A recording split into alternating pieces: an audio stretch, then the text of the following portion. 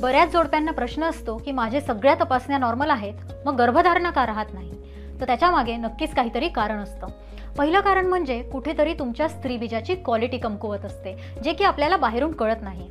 तसंच तुमच्या ट्यूब जरी ओपन असल्या, त्याच्या आतमधलं लाइनिंग जर चांगलं नसेल तर तुमचं स्त्रीबीज त्या ट्यूबमध्ये जाऊ शकत नाही.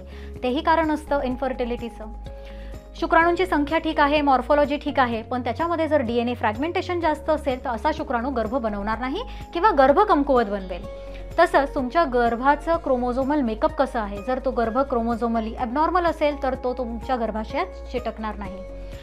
गर्भाशयाचं अस्तर त्याच्यामध्ये इम्प्लांटेशन मॅनेज करण्यासाठी जवळजवळ 134 जीन्स असतात. मग तुमचा इम्प्लांटेशन विंडो कुठेतरी मिस होत असेल, प्रोजेस्ट्रॉन कुठेतरी कमी पडत असेल, अशामध्ये देखील गर्भधारणा राहत नाही. आणि सगळ्यात महत्त्वाचं म्हणजे काही इम्युनॉलॉजिकल फॅक्टर्स असतात, जसं नॅचरल किलर सेल आहे, ट्युमर नेक्रॉसिस फॅक्टर आहे, त्याचा कुठेतरी असंतुलन झालं तरी देखील गर्भधारणा राहण्यामध्ये प्रॉब्लेम्स येतात.